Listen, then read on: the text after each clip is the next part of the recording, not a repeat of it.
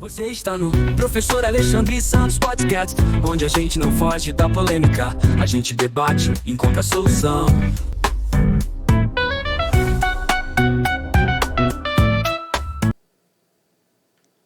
Fala aí, seja muito bem-vindo ao Professor Alexandre Santos Podcast. Bom demais ter você aqui conosco mais uma vez, chegando hoje para o nosso 4º episódio.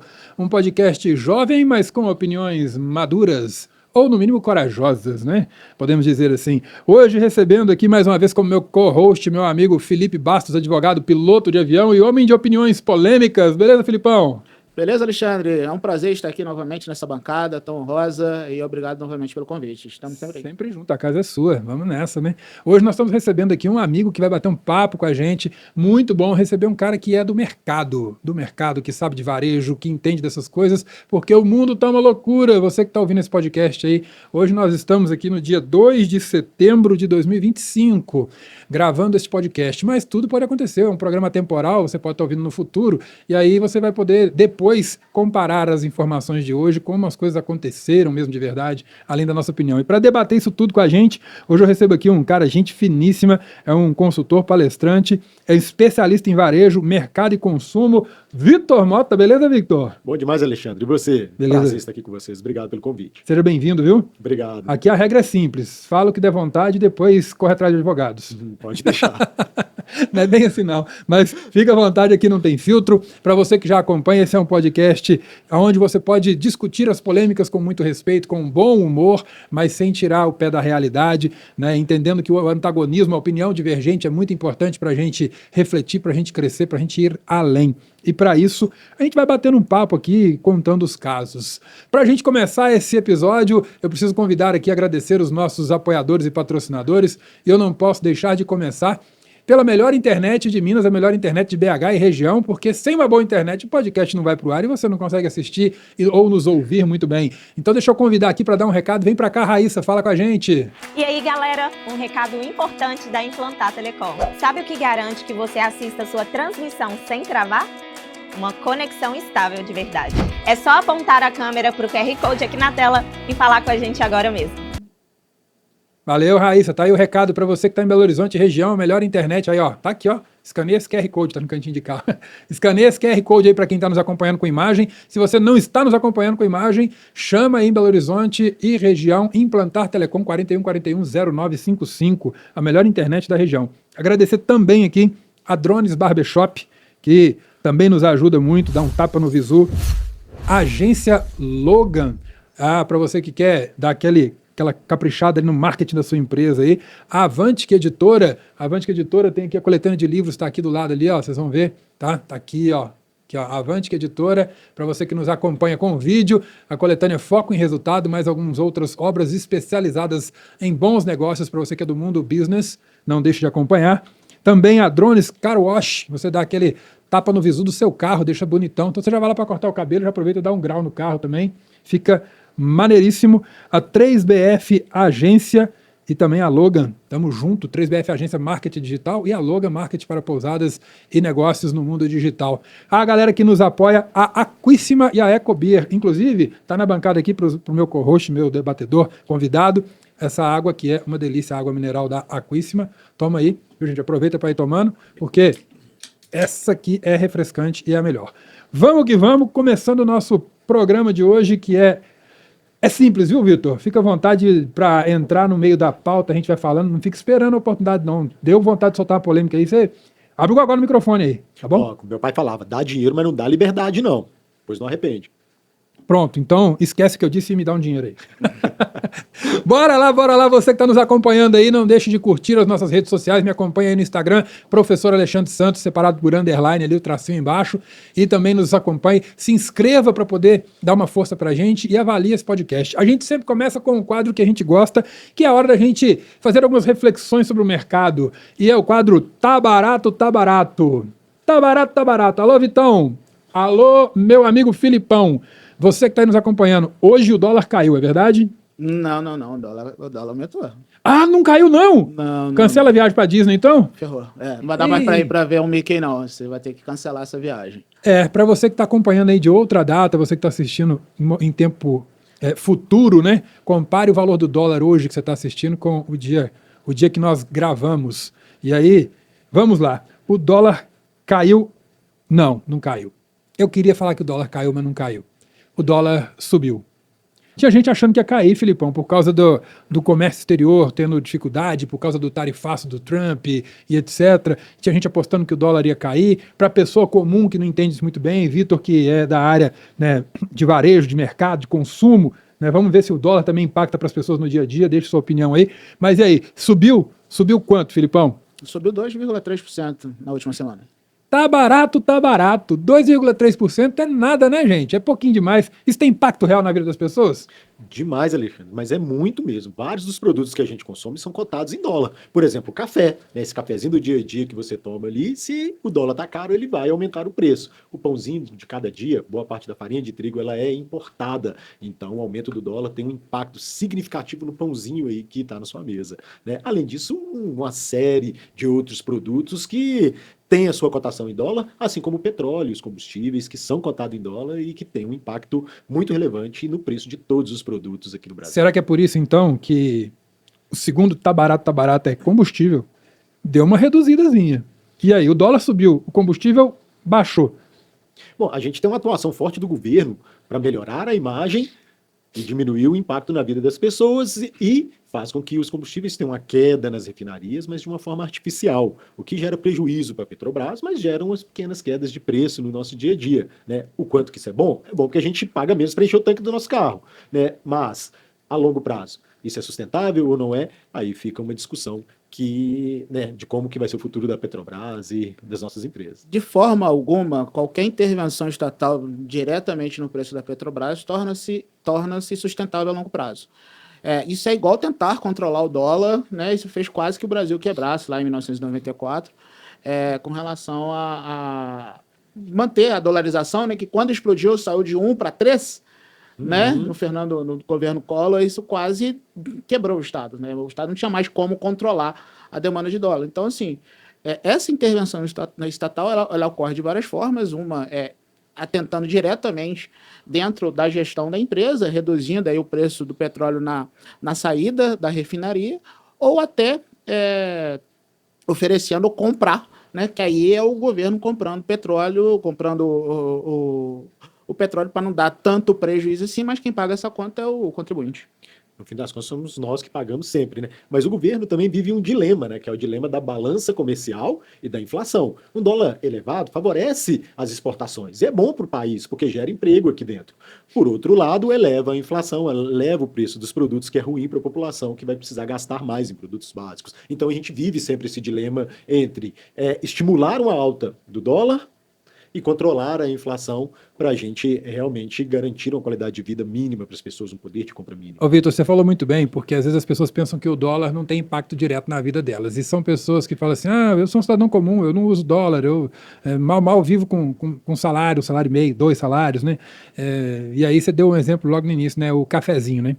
O café que a gente sabe que é uma briga de preço, e o café tem sido um vilão de preço nos últimos tempos, as pessoas questionando muito o preço do café. O café é muito caro. Eu não sou um bebedor de café, mas eu compro café para dar de presente, nas viagens que eu faço, compro café. Você fala, esse café é muito bom, leva. Eu levo, minha esposa gosta muito de café, eu tenho muitos amigos que gostam muito de café, eu sempre levo para as pessoas experimentarem. E eu realmente me assustei. Recentemente eu estava na cidade interior, me falaram, tem um café aqui que é maravilhoso, leva. Aí eu comprei. Quando eu voltei lá, alguns dias depois, para atender um cliente de consultoria, o pessoal atrás daquele café para mim. Eu cheguei lá, só tinha o pacote de 1 quilo. Nós estamos no iniciozinho de setembro de 2025, tá? Isso foi mês passado. O pacote de 1 quilo desse café especial custava R$118. 1 quilo.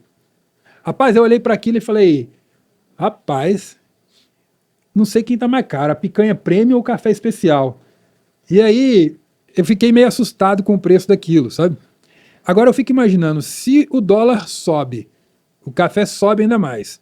Esse café que fica aqui para o brasileiro tomar, que as pessoas falam que é aquele café de qualidade inferior, né, para poder ter um precinho menor, esse não sofre tanto impacto porque ele não é um produto de exportação, ou ele vai sofrer esse impacto também, e até esse café ruim vai ser exportado porque o dólar está alto? E aí? Você sabe que isso é um mito, né? Que o produto exportação, ele é vendido no mercado nacional de forma normal. Isso não existe mais. Um produto premium é destinado ao mercado estrangeiro. Não, o produto premium ele fica também no mercado nacional e ele é afetado diretamente pelo dólar. Obviamente, se você tem um produto de péssima qualidade, aí esse que vai ficar mais barateado aí, entendeu? Onde você não vai mais tomar café, vai tomar ali um galho, uma folha que está torrada ali. Ô, Filipão, você trouxe uma polêmica boa aí, Filipão, que eu quero ver o pessoal comentando aí. Fala pra gente de verdade aí. Vocês acham que o produto premium com dólar mais alto ainda é vendido no Brasil? Ou raramente ele é vendido no Brasil? Você vê, aqui, ó, o cara do varejo tá aqui, e aí? Bom, a gente tem mercado para produtos premium aqui no Brasil, isso é inegável. A gente tem uma população, parte considerável da população, que é da classe E, A, B+, que vai consumir esses produtos. A grande questão é o seguinte, qual que é a disponibilidade desses produtos no mercado nacional? Né? Por exemplo, se eu tenho muito café de alta qualidade que não está sendo exportado, ele vai suprir o mercado nacional.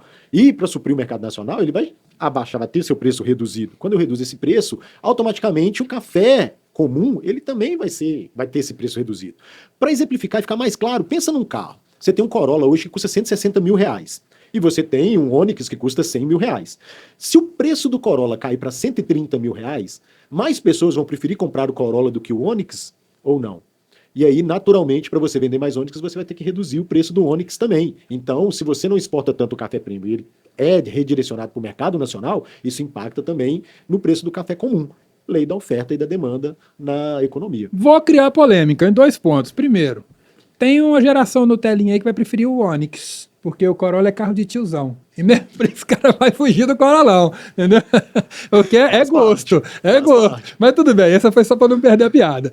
Agora, o café tem um detalhe, eu vou falar agora aqui como uma pessoa que não atua, mas tem formação na área, tem amigos, eu tenho cliente, inclusive cafeicultor, né? Para quem eu presto assessoria, consultoria. O café é um produto que você pode estocar por muito tempo. Então, se você tem um café premium e não está sendo vantajoso vender aqui, e você tem o produto mais inferior para continuar vendendo, o prêmio vai ficar guardado para o ano que vem e para o outro ano, se for necessário, para poder vender ele num dólar mais alto. Concordo em partes. E aí eu tenho família cafeicultor. E o que Agora que é a briga ficou boa, entra aí, Filipão, vamos lá. Eu acho que o que é o grande problema, qual que é o maior problema aí nessa situação? Que quem tem café também tem dívida para pagar. O cafeicultor, a pessoa que planta, ele comprou adubo, ele comprou Roundup, ele comprou todos os insumos ali para cultivar aquele café. Né? A empresa ali, a cooperativa que tem aquele café, ele precisou comprar do produtor aquele café. Então ele precisa girar o seu caixa. Então, eu tenho a capacidade de estocar? Tenho, mas qual que é essa capacidade? Né? Então, esse café que deixa de ser vendido, ele acaba entrando para o mercado para suprir essas necessidades desses empreendedores, né, desses produtores que precisam pagar suas contas, que precisam tocar a sua vida. Né? Tanto que a gente vê um movimento muito comum, que é a queda do preço do saco de café, nessa época do ano, que é a época da panha do café, porque aumenta a oferta do produto no mercado e o preço cai consideravelmente. É muito interessante a gente olhar isso para o mercado e pensar que, pô, não, beleza, nós temos um mercado que se afeta diretamente, vamos tocar o café. Pô, isso não funciona, principalmente tanto para o mercado cafeicultor, mercado pecuário, porque o pecuarista, o cafeicultor, a pessoa que produz grãos, ele precisa pagar as contas da fazenda dele. E cada vez que passa, as contas estão mais caras.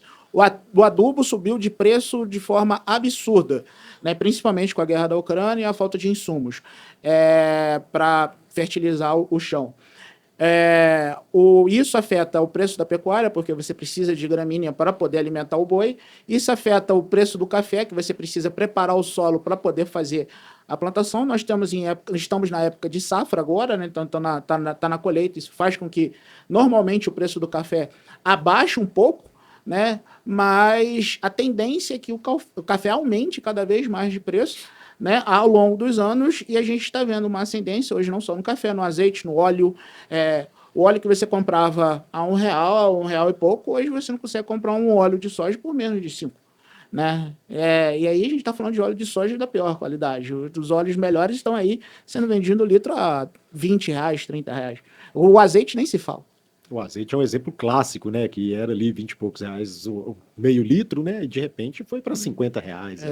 Agora ele deu uma reduzida, tem gente comemorando falando que tá barato, né? Pagando R$30 meio litro de azeite, né? Tá barato comparado ao teto que ele atingiu recentemente, mas não tá barato comparado ao preço que ele tinha, por exemplo, no início do ano, ou há um ano atrás. Então ainda não tá barato. Não dá pra estourar pipoca com azeite mais, né? Não Ô, dá, louco, hein? não dá. E aí nós estamos... O que é isso? Eu quero ser assim quando eu crescer. Mas tá vendo? é interessante a gente imaginar que muitas vezes se coloca sobre o produtor uma certa vilania de controle de preço, quando na verdade não tem, ele precisa pagar a conta. Ele não consegue fazer retenção de produto, estocar isso na fazenda dele. Ah, pô, beleza, o café dura. A maçã dura também, a maçã dura até um ano, se bem estocada. Mas a pessoa não consegue manter um ano a maçã estocada. Ele que produz, ele precisa vender. Às vezes o exportador até consegue segurar um tempinho, porque ele compra muito, e aí ele vai escolher quais lotes ele vai conseguir vender, mas no final do dia, isso nem sempre é uma realidade, principalmente para o produtor. Então, quando você vê o governo falando assim, não, o problema do preço está lá na produção, vamos interferir, vamos fazer com que venda, isso aí já aconteceu em políticas anteriores no Brasil, isso é a pior coisa que pode acontecer, porque na verdade você precisa realmente ajudar esse cafeicultor, ajudar esse agricultor a sustentar a família dele, a produzir e produzir cada vez mais. Então, assim, a intervenção do Estado que a gente está vendo hoje na Petrobras, quando a gente fala sobre estoque de produto, isso aí, quando ocorre em qualquer outro setor da economia, é um desastre. Bom, a gente brinca aqui que tá barato, a gente sabe que não tem nada barato de verdade na vida do brasileiro, né? Como disse nosso amigo Feliciano Abreu aqui na semana passada, né? Ele fala que ou tá caro ou tá com preço justo, porque barato não tem nada que tá barato, né? O barato é relativo, né? Já diziam os mais antigos, né? Se tá barato, fica esperto que tem alguma coisa que tá errado, né? Então tem algum defeito, alguma coisa não está como deveria estar. A gente via os suplementos Sidney Oliveira super baratos, né? E aí a gente está vendo as notícias agora envolvendo essa situação. O Sidney Oliveira, exatamente, né? No momento. Por que era barato? Porque era barato, exatamente. Então, bom, vamos aqui agora correr as notícias do momento que está acontecendo. Você que vai ouvir a temporal pode comparar se as nossas percepções em setembro, início de setembro de 2025 estavam equivocadas ou ajustadas. Comente aí no futuro, deixe seu comentário. Mas vamos correr aqui no quadro É Pra Rir ou Pra Chorar, onde a gente pega algumas falas, momentos específicos, informações, notícias e trazemos algumas reflexões sobre o momento. E aí a gente tem algumas coisas interessantes aqui. Hoje, especialmente, iniciou-se o julgamento de Jair Messias Bolsonaro sobre o suposta tentativa de golpe. O que alguns defendem que de fato ocorreu, outros defendem que não. A gente já pode começar por essa polêmica, né? Mas, enfim, esta é uma notícia do dia. Vamos ver quais serão os desdobramentos disso. Vem de encontro com o que nós falamos agora há pouco, por exemplo, do dólar. Vocês acham que existe alguma possibilidade de relação desse julgamento com essa leve, não é leve, né, gente? 2,3 não é leve, essa alta considerável do dólar, ou não? Pode ter ou não? Diga aí. Eu acredito que sim. Eu acho que um fator primordial para você atrair investimentos para o país é a segurança jurídica, né? E o que me incomoda muito na situação desse julgamento do Bolsonaro é o rito processual não ter sido seguido como em outras situações foram, né? Passado pela primeira instância, segunda, possibilidade de recurso, e a gente vê que as provas não são tão, né, robustas como deveriam. Então isso gera uma insegurança muito grande. A gente tinha há pouco tempo a Starlink tendo ali alguns recursos suprimidos, algumas multas ali, porque o X, que é uma outra empresa que tem o mesmo sócio, que é o Elon Musk, cometeu devidas falhas, segundo o ministro Alexandre de Moraes, e sendo punida. Ou seja, qual que é a segurança de um investidor de investir no Brasil e ter a certeza que ele vai ter os seus direitos preservados se a gente tem um julgamento que não está seguindo os devidos ritos legais? E aí você entende que isso faz com que esses grandes capitais estejam saindo do país e, como sempre, fuga de capital eleva a taxa do dólar. Aumenta a procura pelo dólar e aumenta o valor desse dinheiro no mercado. E aí, Filipão, como é que você vê isso? Faz sentido? Então, neste momento, não, eu discordo do Vitor, porque eu realmente... eu acredito que a insegurança jurídica que há no nosso país, ela já está aí assentada há muito tempo.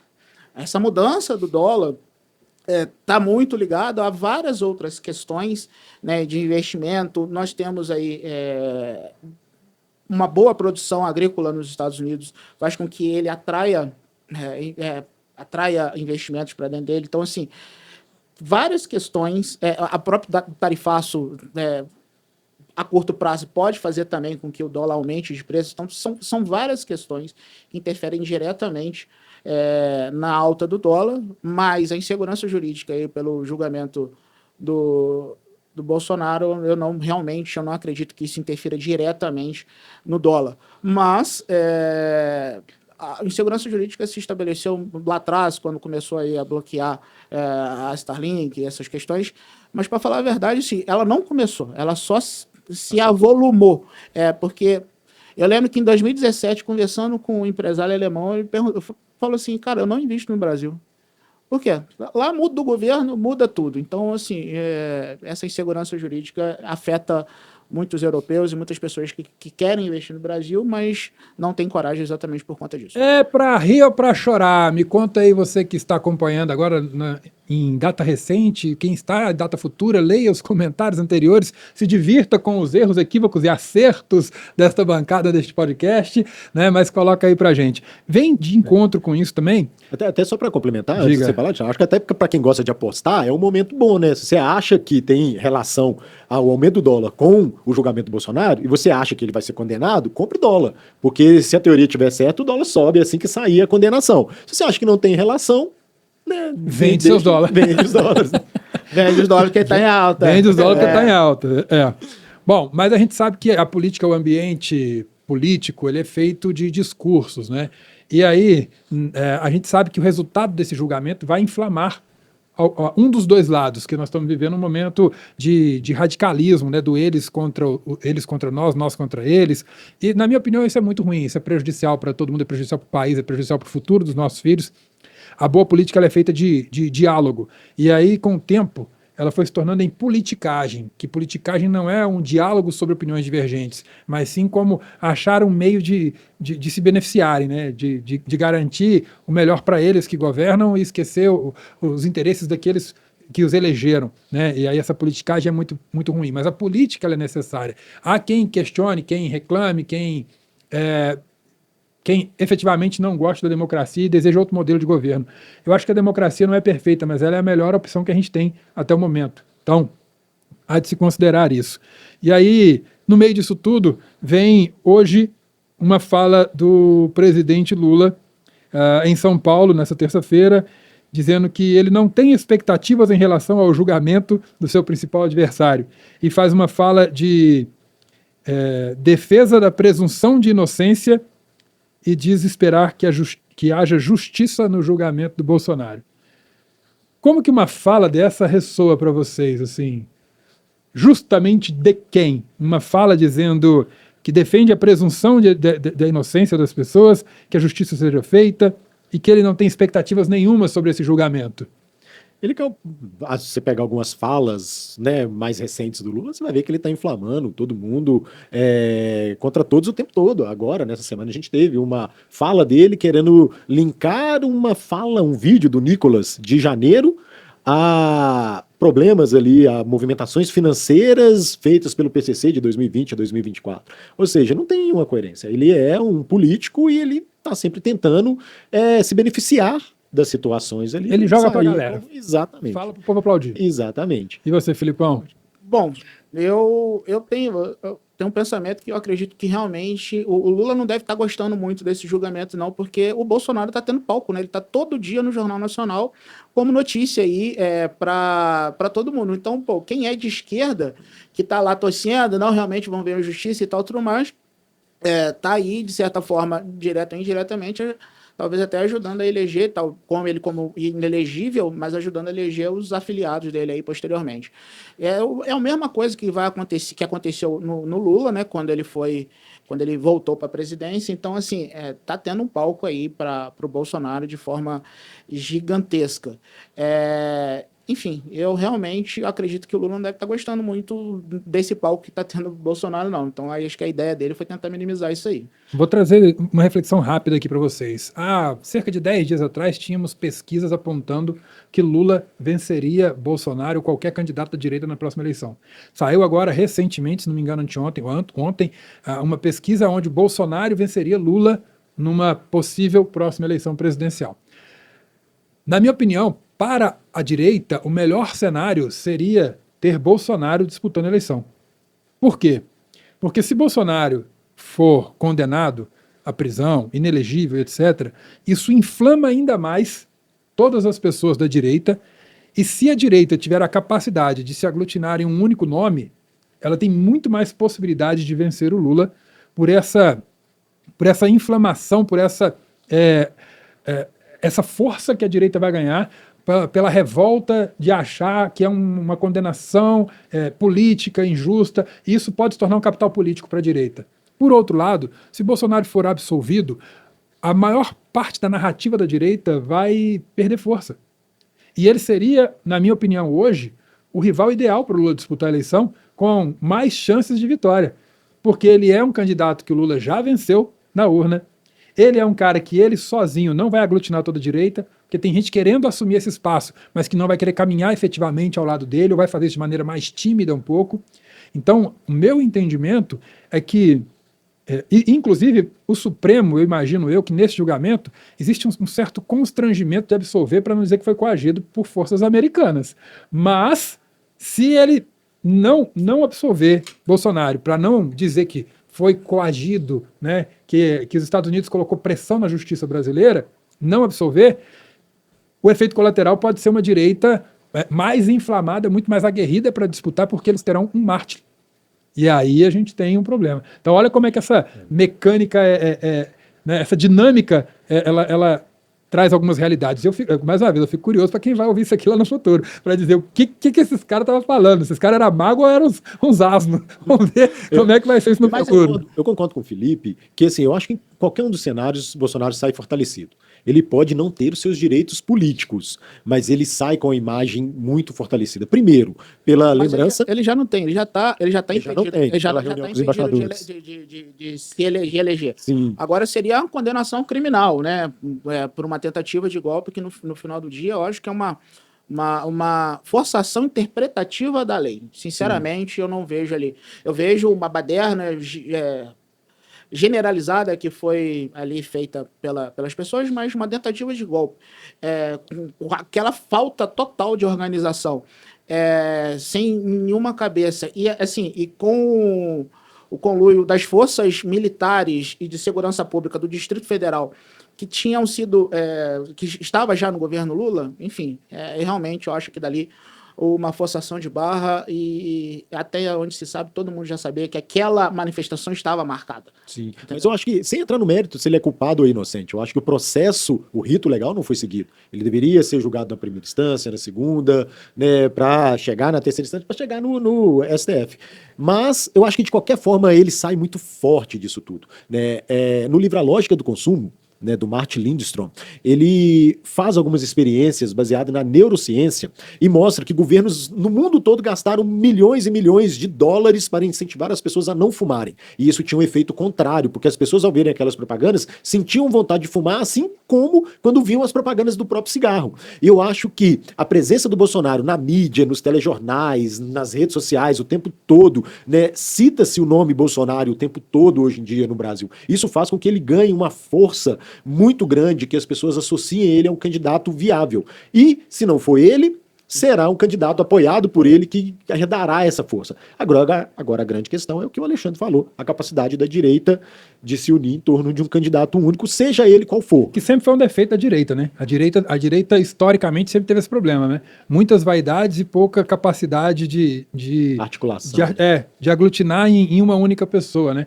E aí, Bolsonaro se diz de direita. Na verdade, cara, assim, sendo muito franco para vocês dois, eu não concordo muito com os rótulos de direita e esquerda, sabe? Eu também Isso aí é ultrapassado no meu ponto de vista, não faz sentido. 99% das pessoas, você pergunta o que é direita e o que é esquerda, eles não sabem da origem que veio isso, né? Da época da Europa do parlamento, que era dividido em direita e esquerda. Na Revolução Francesa. Exatamente, né? Então, quando veio lá da Revolução Francesa, queda de Bastilha, 14 de julho, lá de não me lembro a data lá. Enfim. É isso aí. Enfim, né? 1790. E aí, enfim, lá aí você tinha um grupo que sentava à direita, um que sentava à esquerda, uns que eram mais defensores da pátria, etc. Até porque o conceito de pátria ele era muito vinculado à necessidade de guerra para conquista de território, etc. Que é diferente do patriotismo de hoje em dia, que é uma coisa muito mais voltada para defesa de comércio, de reservas, de direitos, etc. Mas, enfim, direita e esquerda para mim é um conceito bastante ultrapassado, mesmo porque Nós temos pessoas que hoje militam em partidos de esquerda, que já estiveram em outros partidos.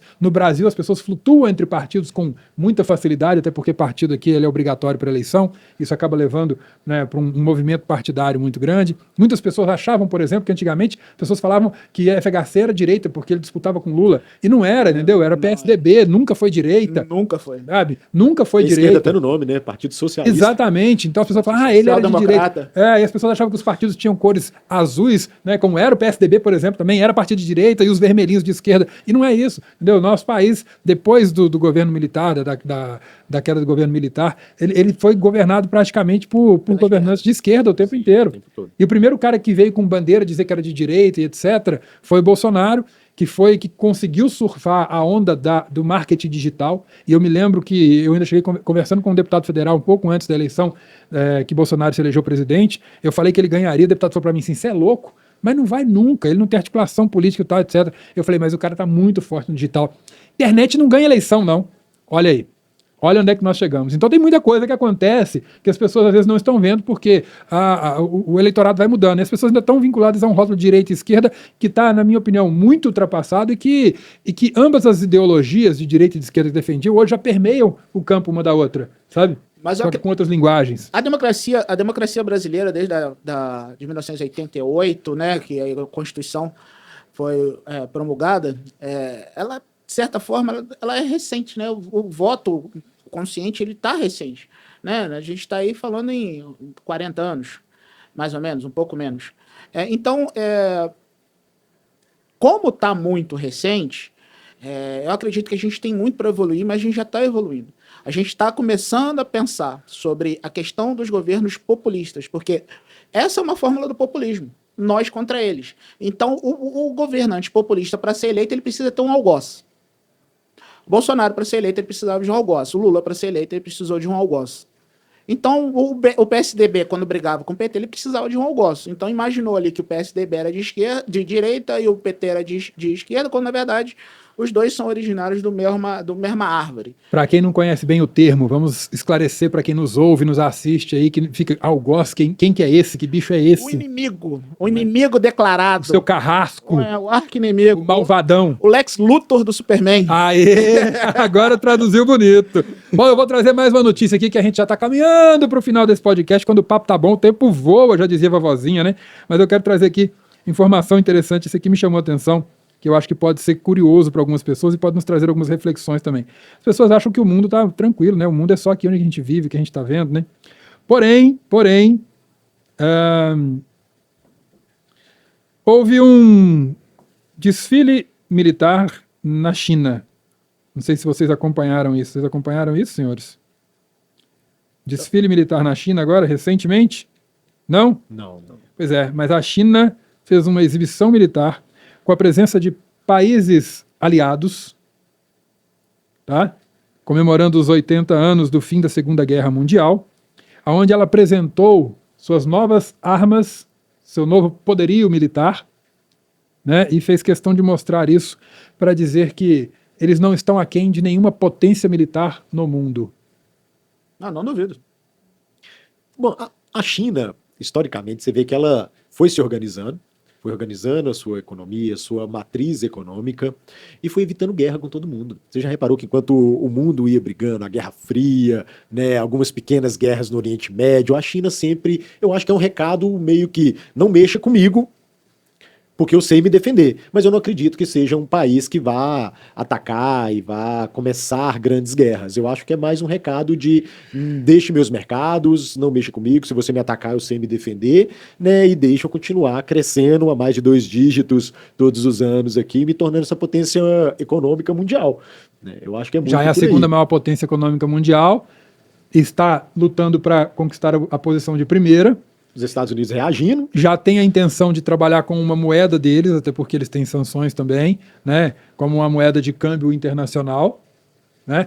Há algumas pessoas que defendem o comunismo, o socialismo, e que não entendem disso de maneira profunda. Acho que é difícil alguém que entenda disso de maneira profunda mesmo, sabe? Quando alguém me pergunta, mas você conhece profundamente? Eu falo, não, eu conheço até onde eu consegui estudar, até onde eu consigo debater. Mas eu não tenho a pretensão de dizer que eu conheço o socialismo, o comunismo e etc. Inclusive, eu conheço gente que fala que conhece demais, eu falo, uau, você conhece mesmo, como um grande teórico. como um grande teórico, é fácil conhecer, cara. Você pode ler lá, vai ler, entendeu? Lê pra caramba, você vai entender a teoria do negócio todo. Agora, conhecer de verdade, por exemplo, tem agora um documentário novo sobre... chama O Papa que Derrotou o Comunismo. É um documentário que saiu na Brasil Paralelo, tá? Eu comecei a assistir, achei muito interessante. E aí ele fala assim, por que João Paulo II foi um papa que lutou contra o comunismo? E depois dele, os dois papas que vieram após ele, né, e agora o terceiro, estão caminhando nesta linha também de ter uma igreja que combate o comunismo, né? Tem pessoas que falam erroneamente, por causa da teoria da libertação, que Jesus era comunista. E a igreja vem dizer, não, Jesus era um líder que pisou nessa terra, que era santo, filho de Deus, e fez uma história diferente. Ele não estava aqui como comunista, como agente político. Então essa politização da igreja também, mas a igreja combateu o comunismo porque eles falam que João Paulo II era um polonês, que viveu a Segunda Guerra Mundial, que foi, sabe, que teve o seu país tomado pela Alemanha nazista, né? Então, ele viveu isso efetivamente. Quando alguém me pergunta, você conhece de comunismo, etc., eu falo, não, eu conheço parte da história, conheço parte da leitura, mas eu penso o seguinte, a história ela é contada pelo ponto de vista de quem venceu. É assim que a história é contada. E os livros são escritos a partir do ponto de vista de alguém que tinha alguma intenção de transmitir alguma linha de raciocínio. Então, por mais que um livro seja convincente, tenha lógica, eu procuro sempre a informação de alguma coisa que seja antagônica, sabe? E tento enxergar dois lados para eu poder pensar a respeito de ambos. E não falar, nossa, era isso que eu queria ouvir, pronto. É muito fácil você ouvir uma versão da história que te seduz, né? A gente tem que ter cuidado com isso, né, cara? Pô, não é fácil. Essa questão do viés de confirmação é bem interessante, né? Muitas vezes a gente não quer a opinião contrária, a gente quer simplesmente confirmar aquilo que a gente acredita. E quando, na verdade, quando a gente vai buscar algum tipo de informação, a gente precisa realmente ter a mente aberta para poder dialogar com aquela informação de uma forma que seja aberta. Realmente, a China, eu acredito que a China... No mundo, né? A China é um país tão grande, tão diversificado, porque na China existem mais de 309 línguas diferentes e muitas vezes não se comunicam. O chinês que a gente fala, não, beleza, o povo da China fala chinês, mas o chinês que se fala em Beijing é diferente do chinês que se fala em Hong Kong e Macau, que lá em Beijing é mandarim, que a gente conhece, e tem e lá em Hong Kong é o cantonês. E, na verdade, eles muitas vezes são ininteligíveis, eles não se entendem. A China tem uma diversificação cultural gigantesca, inclusive é um país que, em algum momento, achou que não precisava do mundo e quis construir uma muralha em torno do país para falar assim, não, vamos se isolar. A gente não precisa de ninguém, a gente se resolve sozinho. Né? Então, assim, a China tem uma história muito interessante, muito maior até que a história ocidental, né, que a gente tem 2000 anos, a China tem mais do que isso. Enfim, tem muita coisa ali que agora que o Oriente se abre para o mundo, agora que a gente começa a ver, e ao invés de a gente olhar para isso com uma certa abertura, a gente está olhando para isso com medo. A China, não acho que a China seja o grande vilão, e na verdade ele é o maior parceiro comercial do Brasil, né? É o que mais compra, o que mais vende, e o que não está afetando tanto tarifaço americano. Se não fosse a China, nosso país estava em frangalhos economicamente, porque a China compra bastante. Hoje eu vi uma declaração do Xi Jinping falando que gostaria de trocar aí o eixo mundial para a China, a Rússia. A Rússia eu tenho medo. Sinceramente, eu tenho medo do ditador russo, eu acho que ele é complicado. Mas, enfim, a China, eu acho que eles querem realmente crescer. E tem ali uma possibilidade de crescimento muito grande. E a China começou a ganhar muito recurso quando ela se abriu. Quando ela se abriu para o mercado ocidental, começou a não só vender, como também a trazer. E hoje ela tem um investimento em educação, em tecnologia, que é algo que a gente não vê. A China tem uma visão de governo de 100 anos daqui para frente de planejamento. A gente não consegue planejar 5, porque de 4 em 4 tem eleição. Então, assim... Opa, mas peraí, vamos polemizar. Então, lá não tem eleição, é Xi Jinping e pronto, acabou. Então, o ideal é não ter eleição?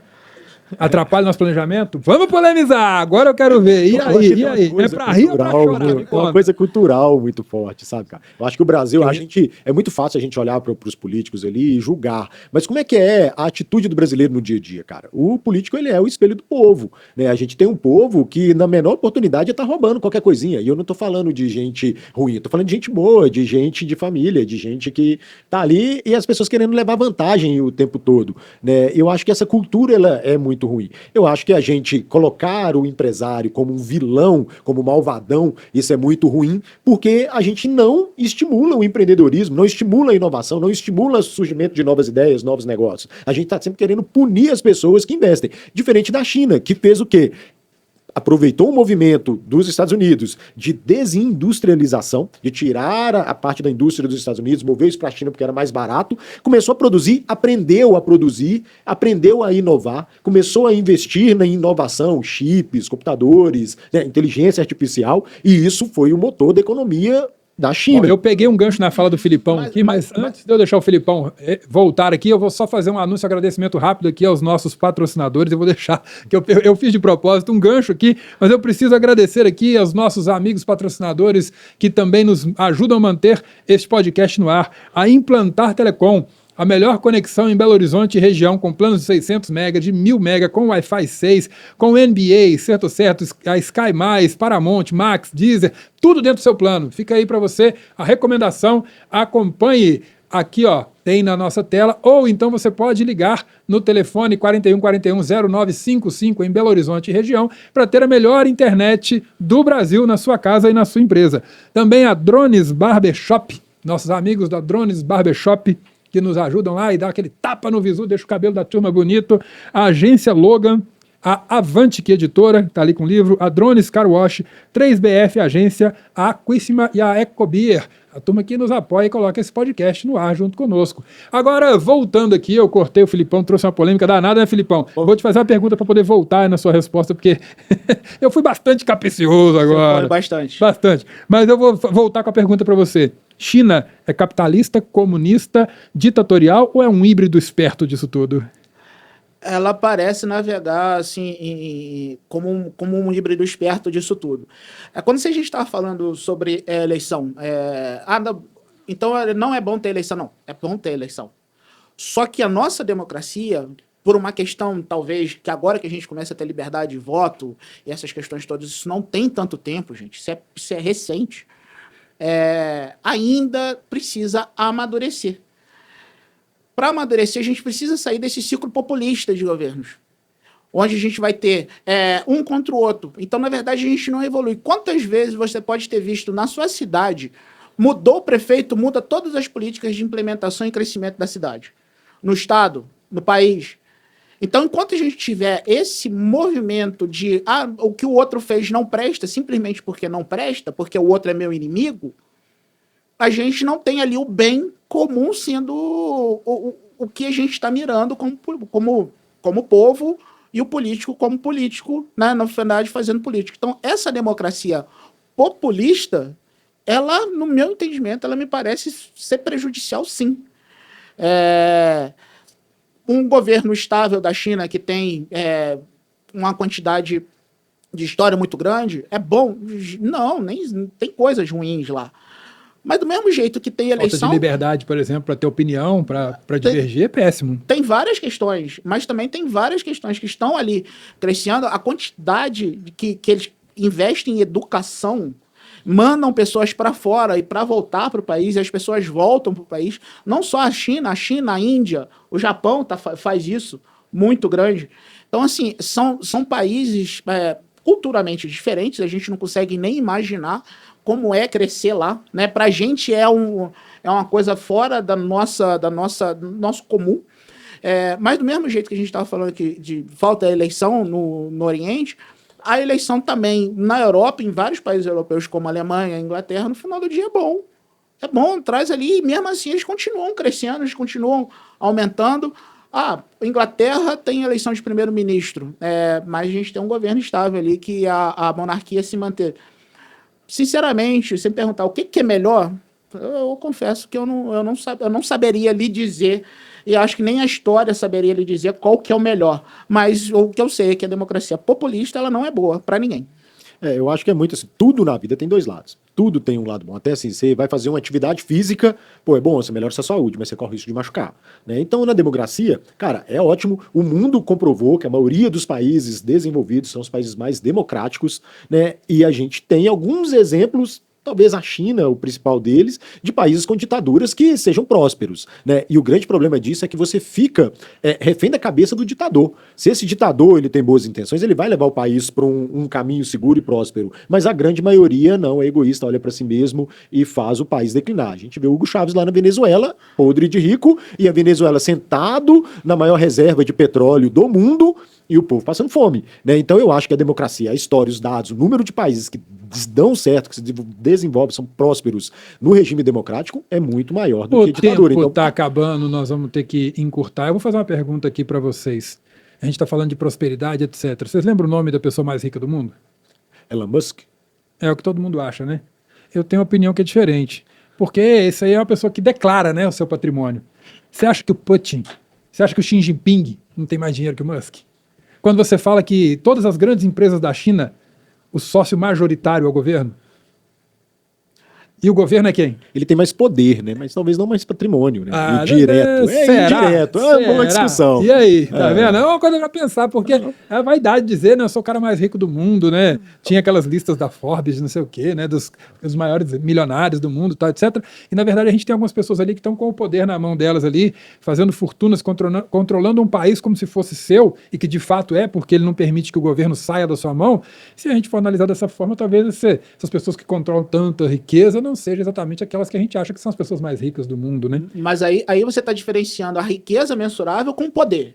Eu acredito, por exemplo, que Putin tem mais poder do que o Elon Musk, sem dúvida nenhuma. Assim como Trump também tem muito mais poder que Elon Musk. Xi Jinping, ali a forma de governo, ele é uma forma partidária, ele é ali representante, ele não é ditador igual o ditador da Coreia é, igual o Putin é para a Rússia. Na Rússia, por exemplo... Será? Não, assim, dentro da forma de governo... Eu não fui visitar a China, mas a impressão que eu tenho é que a falta de liberdade tenta ser contra o Partido Comunista Chinês, tenta falar alguma coisa contra, tenta criar um podcast na China.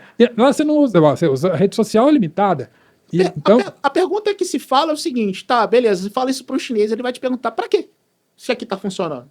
Ah, mas aí que tá. Né? Enfim, essa a grande questão ninguém é é você... capaz de sentir falta de algo que ele não conhece. Eu ia falar exatamente isso. Né? Se você não conhece a liberdade, você acha que aquilo que você vive é bom. Por quê? Porque eu tenho um bom alimento, eu tenho uma condição de segurança e tal, mas eu não tenho opinião. Eu tenho, né? Então, enfim, eu sei que esse papo ficou muito bom, a gente queria seguir falando mais um pouquinho, mas a gente não vai poder seguir, porque o tempo vai ficando muito longo. Se deixar, cara, com esses dois aqui, o papo vai. Nós vamos fazer um mega podcast, né? E nós vamos ter que ir longe demais. A gente vai chegando aqui na nossa parte final, e aí a gente vai fazer o nosso quadro querido Pimenta na Frieira, com Vitor Mota. Prontinho para uma gotinha de pimenta naquele dodóizinho? Bora lá. E agora é a hora. Mas não se preocupe, tem hora que a gente pega leve. Mas não é sempre. Só de vez em quando. Certo. Vamos lá, pimenta na frieira. Pimenta na frieira. Vou direto na sua área, mercado. Controle de preço é necessário ou é uma jogada política? Jogada política e mais atrapalha do que ajuda. O mercado se autorregula, né? Tudo é oferta e demanda e deixa que o mercado vai se regular. Se tá caro é porque tá faltando no mercado e se as pessoas pararem de comprar, o preço cai. Mas as pessoas só vão comprar o que realmente precisam. Então isso é a pior roubada. Não funcionou em lugar nenhum do mundo e nunca vai funcionar. Falamos hoje da China, falamos bastante da China, etc. A China, inclusive, falamos hoje fazendo uma parada de desfile militar gigantesco para mostrar seu poderio militar. Enquanto a China, dita como comunista e defendida por várias pessoas da esquerda como um exemplo a ser seguido, faz uma parada militar e até onde se sabe não existe parada gay. No Brasil, a parada de 7 de setembro foi virando piada com o passar do tempo, virou desfile de escola e hoje quase não acontece mais. Estamos enfrentando um mundo onde a esquerda é hipócrita ou a gente tem ainda que aprender muito nisso aí e voltar com o nosso desfile cívico e dizer que ele é também um pouco comunista do nosso lado? Bom, eu acho que no mundo dos negócios ali a gente influencia muitas empresas a terem um posicionamento. E eu acredito que os países também precisam se posicionar. A China está se posicionando, está mostrando o seu poderio e está dando um recado claro, não mexa comigo. Enquanto aqui a gente está discutindo lei de reciprocidade, está fazendo alguns discursos baratos ali, ao invés de mostrar a força que o Brasil tem, ao invés de negociar e ao invés de se preparar para situações que não vão acontecer. Quando você contrata o seguro para o seu carro, você espera que não ele não seja usado. Eu acho que é um pouquinho do que a China está fazendo. Eu acho que a gente fica ali despreparado, a gente fica à mercê das teologias. Por exemplo, Venezuela deu calote no Brasil dos bilhões de reais que eles pegaram emprestado do BNDES e a gente não teve reação nenhuma, né? E se tivéssemos também, como seria essa reação? Pelo contrário, recebemos ele aqui com tapete vermelho. Então eu acho que passa um recado, se posiciona, mostra para que lado que você tá, e eu acho isso um perigo, né? Você tem que ser capaz de reagir, mesmo sem ter a intenção de reagir. Com esse exemplo que você trouxe aí, você acha que foi calote ou foi dinheiro dado do governo? Pimenta na frieira. E aí? Calote ou doação com o nosso dinheiro? Bom, eu acho que foi doação. Eu acho que é mesmo, foi algo estratégico. Comenta aí, coloca aí, galera, pra gente. É calote, doação, ou se você é daqueles que idolatra político e tá magoado dizendo que a gente tá criticando a esquerda aqui, a gente critica todo mundo aqui quando erra, tá? Mas se você ficou dodói aqui, coloque aí nos comentários a sua justificativa pra gente poder saber por que essa doação de bom coração não é um calote, merecia ser feita. Lembra que a gente tem a Cuba também, Cuba nessa história toda, né? Com Potos, com os mais médicos, tem outras questões a serem discutidas aí. Teve Cuba, teve Bolívia, a Bolívia, né? Bolívia, com o Evo Morales, né? Que ele também estatizou lá algumas plantas nossas e a gente não fez nada. A mesma coisa aconteceu com a Venezuela. E Cuba da mesma forma. Eu acredito que é o governo tentando apoiar esses ditadores a assumirem o poder. Então, assim, realmente não acho que foi um calote. E não sei se é coincidência, são os membros do Foro de São Paulo. Bom, Pimenta na Frieira, esse quadro é uma delícia, todo mundo gosta. Vamos ao finalzinho do Pimenta na Frieira com Vitor Mota, nosso convidado de hoje aqui, ele que é especialista em varejo, mercado e consumo, palestrante, treinador, cara, nota 1000. Agora, uma polêmica. Cerveja com carne ou cafezinho com pão de queijo? Cerveja com carne. Se for ali assistindo o Cruzeiro massacrar o Atlético, então... eu ia perguntar se era Cruzeiro ou Atlético. Pronto, já veio direto no ponto. Para você que nos acompanhou aqui nesse podcast, muito obrigado pela sua audiência. Espero que você tenha gostado demais. A gente está aqui com o apoio da nossa queridíssima melhor internet de BH e região, a Implantar Telecom, em Belo Horizonte, região, internet incomparável é Implantar Telecom. Também com o apoio da Drones Barbershop, Agência Logan, Avantic Editora, Drones Car Wash, 3BF Agência, Aquíssima, a água mineral mais gostosa do Brasil, essa que a gente toma aqui, ó. E Ecobeer, aí é cerveja gostosa, hein? Beleza. Já que você prefere cerveja de churrasco, compra Ecobeer, chama a gente pra ir lá que nós vamos, viu? Vitor, muito obrigado pela sua presença. Deixa aqui, por favor, o seu contato de rede social. Como é que a galera te acha? Quem quer comprar uma palestra, levar o Vitão lá para poder contribuir, deixa aí, por favor, e muito obrigado. Acessa lá no Instagram, Victor Mota Oficial, né, manda mensagem lá, respondo todo mundo, coloco muito conteúdo para ajudar, principalmente empreendedores, para motivar, para inspirar também. Então me segue lá e vamos junto, estamos aí para que vocês precisarem. E foi um prazer esse bate-papo com vocês aqui. Dois caras sensacionais que eu admiro muito aí.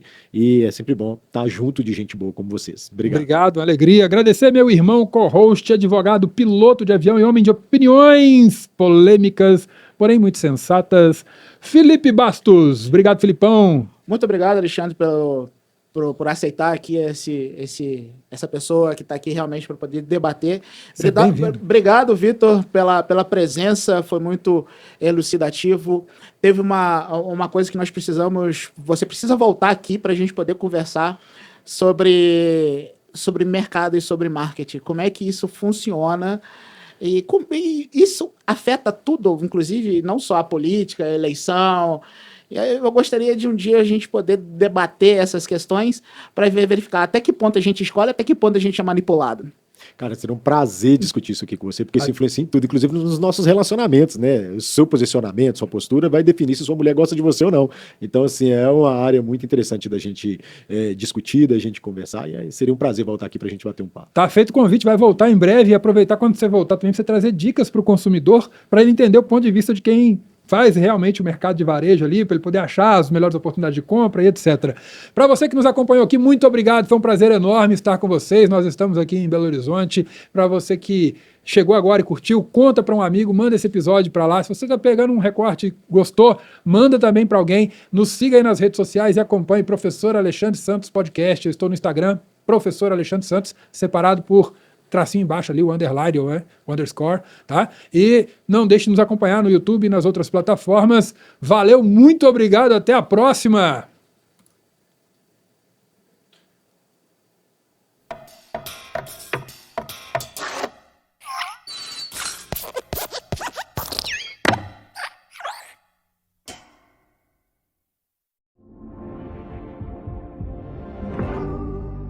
Você está no Professor Alexandre Santos Podcast, onde a gente não foge da polêmica, a gente debate, encontra a solução.